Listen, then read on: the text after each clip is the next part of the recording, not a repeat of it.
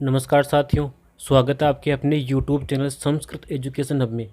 तो जैसा कि मैंने आपको अपने पिछली वीडियो में बताया था कि हम शिक्षण विधियों के जो हमने पढ़ी है उन सारी शिक्षण विधियों के जो MCQs हैं, जो महत्वपूर्ण प्रश्नोत्तर हैं, उन प्रश्नोत्तरों का जो संग्रह मैं अपने अगली वीडियो में लेकर आऊँगा। तो वही वीडियो मैं आज आपके लिए प्रस्तुत कर रहा हूँ, जिसमें है संस्कृत की शिक्षण विधियों के महत्वपूर्ण प्रश्नोत्तर, जो परीक्षा की दृष्टि से बहुत ज़्यादा महत्वपूर्ण है। तो आइए शुरू करते हैं अपने इस वीडियो को। अगर अभी तक आपने मेरे चैनल सब्सक्राइब नहीं किया है तो प्लीज़ सब्सक्राइब कर लें और बेल आइकन को प्रेस कर लें ताकि आपको नोटिफिकेशन सबसे पहले मिल सके। तो आज का अपना सबसे पहला प्रश्न है कि किसी प्रश्न का उत्तर कक्षा के प्रत्येक बालक द्वारा दे दिया जाता है तो इसका मतलब क्या है। अगर कोई प्रश्न पूछते हैं कक्षा के अंतर्गत और उस प्रश्न का उत्तर अगर प्रत्येक बालक दे देता है तो उसका मतलब हम क्या समझेंगे। तो इसका सही जवाब होगा कि प्रश्न क्या है, विभेदकारी नहीं है। तो सही इसका बिल्कुल सही जवाब होगा।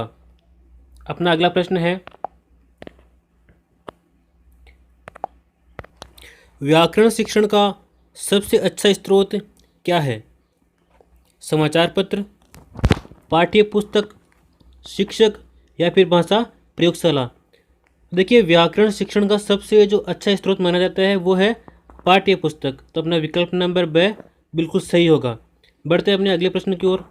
अपना अगला प्रश्न है, पद्य शिक्षण प्रस्तुतिकरण सोपानों का सही क्रम क्या है। यानी कि पद्य शिक्षण, जैसे कि आप कविता पढ़ा रहे हैं तो कविता को प्रस्तुत करने का सही सोपान कौन सा है, किस क्रम से आप उसको सही तरीके से उसको प्रस्तुत करोगे। देखिए, इसके अंदर विकल्प दे रखे हैं।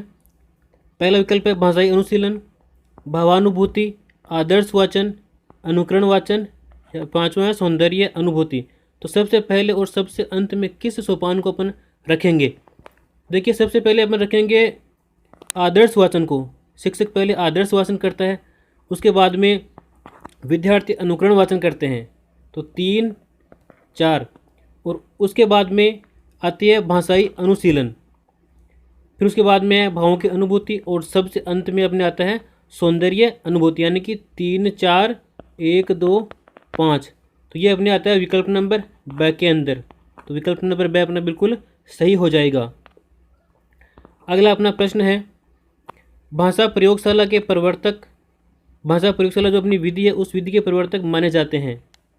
तो इसका सही जवाब है लॉरेंस एम स्टोलरो।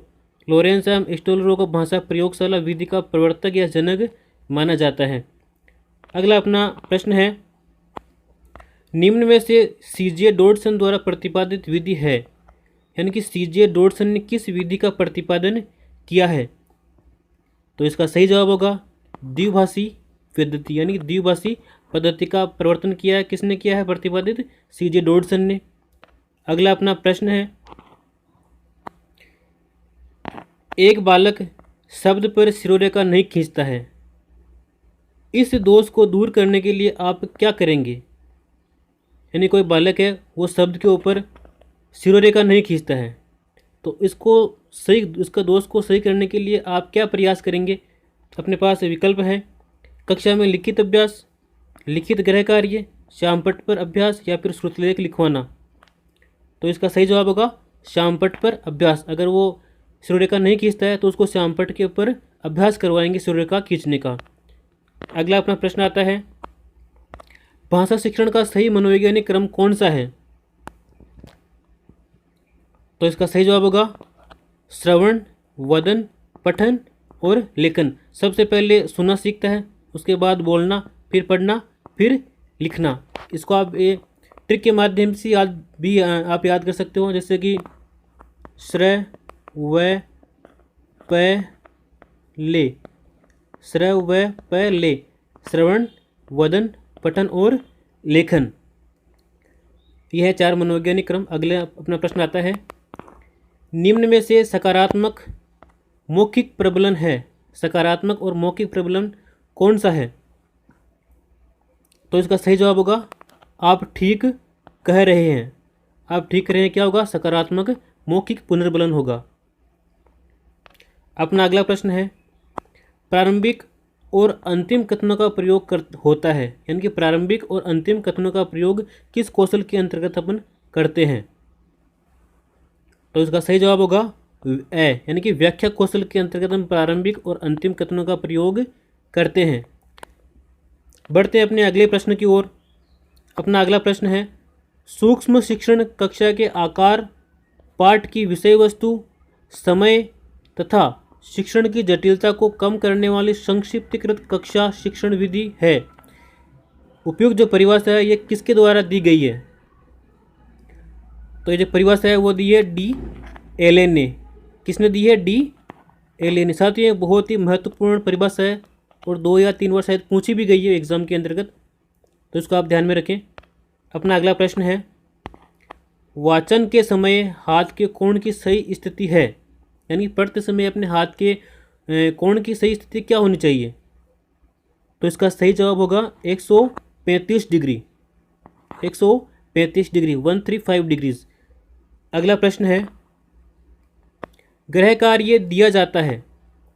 गृह कार्य दिया जाता है बालक को घर पर व्यस्त रखने के लिए, बालक के लिखित अभिव्यक्ति कौशल वृद्धि के लिए, बालक के सर्वांगीण विकास के लिए, या फिर विषय वस्तु के दोहराव के लिए।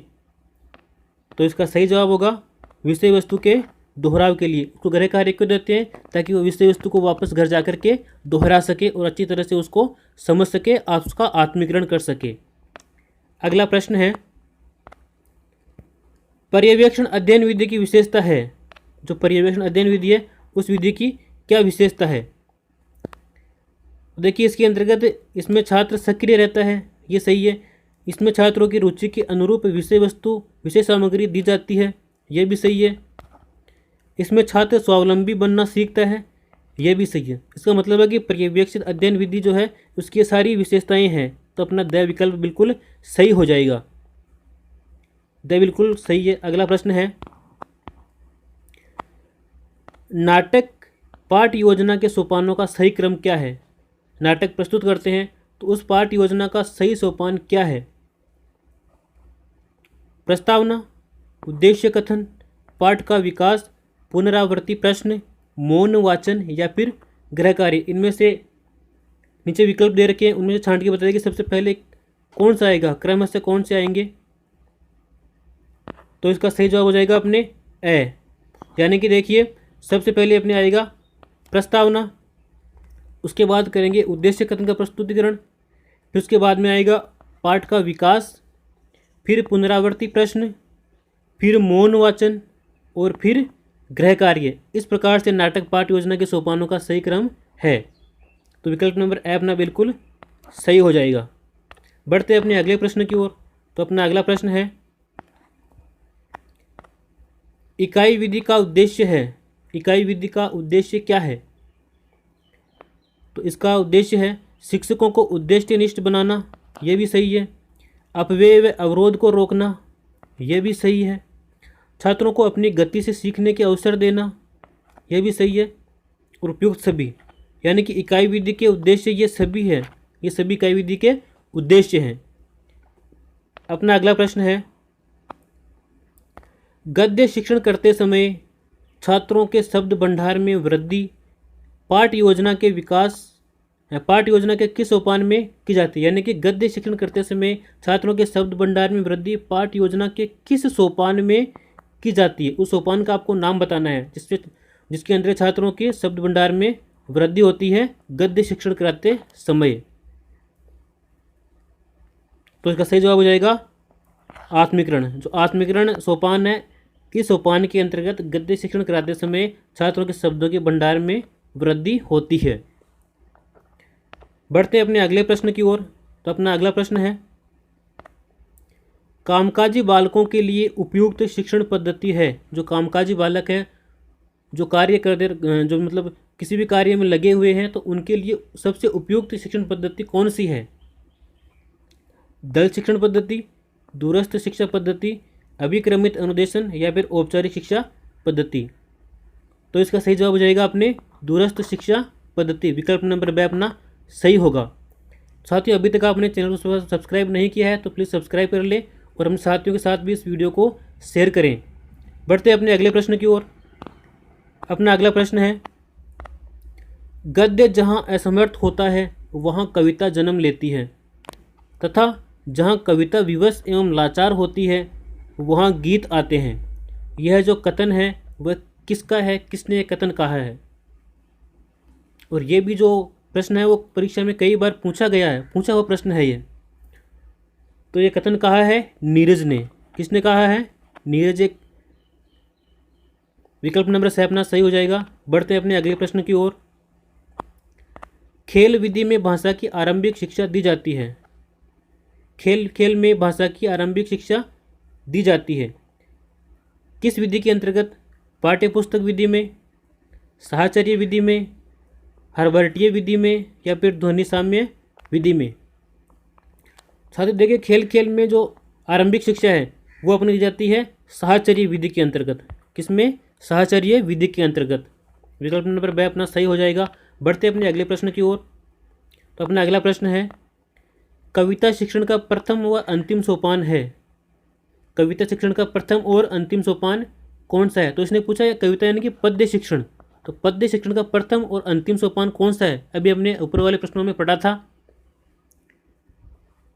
तो इसका सही जवाब हो जाएगा ए, यानी कि अर्थ अनुभूति और परम आनंद की अनुभूति। प्रथम सोपान तो जाएगा अर्थ की अनुभूति और अंतिम सोपान हो जाएगा अपने परम आनंद की अनुभूति। बढ़ते अपने अगले प्रश्न की ओर। निम्न में से गद्य शिक्षण की विशिष्टता है। इनमें से कौन सी गद्य शिक्षण की विशिष्टता है? ज्ञान, भाव व रस, नियम और अभिनय। तो इसका सही जवाब हो जाएगा ए, यानी कि ज्ञान। गद्य शिक्षण की विशेषता क्या है? ज्ञान। गद्य के अंदर ज्ञान समाहित रहता है। साथियों आज की वीडियो में इतना ही है। अगर आपने अभी तक हमारे चैनल को सब्सक्राइब नहीं किया है तो प्लीज़ सब्सक्राइब, लाइक और अपने दोस्तों के साथ शेयर ज़रूर कर दें, ताकि हम आप मोटिवेट हो सकें और आपके लिए और भी अच्छे से वीडियो लेकर आएँ। तो वीडियो को अधिक से अधिक शेयर करें। जयतु भारतम, जयतु संस्कृतम।